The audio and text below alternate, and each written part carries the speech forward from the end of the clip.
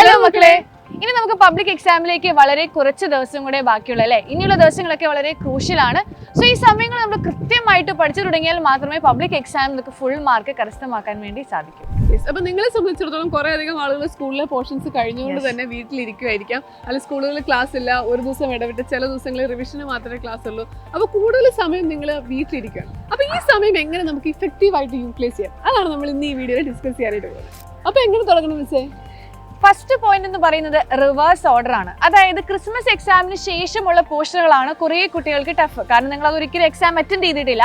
ഇനി എങ്ങനെയാണെന്ന് അത് ക്വസ്റ്റ്യൻ വരുന്നുള്ള കാര്യങ്ങളൊക്കെ നിങ്ങൾക്ക് ഡൗട്ട് ഉണ്ടാകും.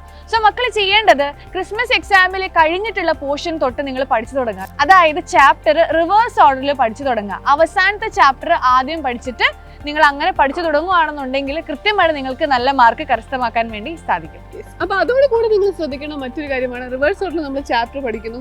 അതിനുശേഷം ഇപ്പൊ ക്രിസ്മസ് എക്സാം കഴിഞ്ഞുള്ള ചാപ്റ്റേഴ്സ് പഠിച്ചു. അതിനുശേഷം ഏതാണ് പഠിക്കേണ്ടത്?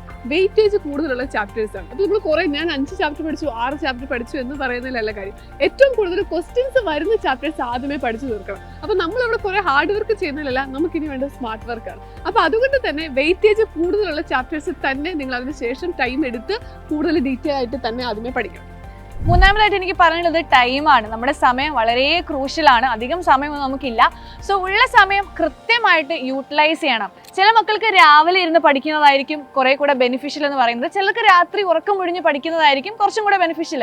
സോ നിങ്ങൾക്ക് ഏത് സമയമാണ്, അല്ലെങ്കിൽ എപ്പോഴും രാവിലെ എഴുന്നേൽക്കണം അല്ലെങ്കിൽ രാത്രി ഒരുപാട് നേരം ഇരിക്കണമെന്നല്ല, നിങ്ങൾക്ക് എങ്ങനെയാണ് പഠിക്കാൻ പറ്റുന്നത്, ഏത് സമയത്താണ് കോൺസെൻട്രേഷൻ കൂടുതലുള്ളത് നോക്കിയിട്ട് ആ സമയത്ത് കൃത്യമായിട്ട് പഠിക്കുക. 2-3 മണിക്കൂർ ഞാൻ പഠിച്ചു എന്ന് പറയാതെ 1 മണിക്കൂർ പഠിച്ചിട്ടുണ്ട്, പക്ഷെ അത് കൃത്യമായിട്ട് ഞാൻ എല്ലാം കവർ ചെയ്തു എന്നുള്ളത് നിങ്ങൾ ഉറപ്പുവരുത്തുക. അപ്പൊ ഇങ്ങനെ പഠിച്ച ആ സമയം യൂട്ടിലൈസ് ചെയ്യുന്നതോടുകൂടി നിങ്ങൾ ചെയ്യേണ്ട ഒരു കാര്യമാണ് പ്രീവിയസ് ഇയർ ക്വസ്റ്റ്യൻസ് വർക്ക്ഔട്ട് ചെയ്യുക. കാരണം ഈ പ്രാവശ്യം മോഡൽ എക്സാമിൽ ക്വസ്റ്റ്യൻ പാറ്റേൺ മാറുമെന്ന് പറയുന്നുണ്ട്. എങ്കിൽ പോലും ആ പ്രീവിയസ് ഇയർ ക്വസ്റ്റ്യൻസ് നോക്കുമ്പോൾ ഏകദേശം ഇമ്പോർട്ടന്റ് ആയിട്ടുള്ള ഏരിയസ് നിങ്ങൾക്ക് മനസ്സിലാക്കാം. ഓക്കെ, അപ്പം നമ്മൾ കൃത്യമായിട്ട് ഈ രീതിയിൽ പഠിച്ചിട്ടുണ്ട്, ഏത് ക്വസ്റ്റ്യൻ വന്നാലും നമുക്ക് എഴുതാനായിട്ട് സാധിക്കും. അപ്പൊ ആ രീതിയിലുള്ള ഒരു പഠനമാണ് നമുക്ക് ഇനി ആവശ്യമായിട്ടുള്ളത്. അപ്പൊ ഇനി ഏതൊക്കെ ക്വസ്റ്റ്യൻസ് എങ്ങനെ പ്രാക്ടീസ് ചെയ്യണമെന്ന് കൺഫ്യൂഷൻ കാണും. അപ്പൊ നമ്മൾ ഓൾറെഡി എന്റെ ഗെയിമിൽ എല്ലാ ചാപ്റ്റേഴ്സും എടുത്തു കഴിഞ്ഞു. അപ്പൊ നിങ്ങൾ ഓൾറെഡി അത് റിവൈസ് ചെയ്ത് തുടങ്ങിക്കോളുക. ഇനിയും നമുക്ക് ക്വസ്റ്റ്യൻ സീരീസും പല റിവിഷൻ സീരീസും വരുന്നുണ്ട്. ഇങ്ങനെയുള്ള കൂടുതൽ വീഡിയോസുമായിട്ട് നമ്മൾ വീണ്ടും എത്തുന്നതായിരിക്കും. അപ്പൊ ചാനൽ സബ്സ്ക്രൈബ് ചെയ്യാത്തവർ സബ്സ്ക്രൈബ് ചെയ്യുക. അപ്പം ബൈ ബൈ.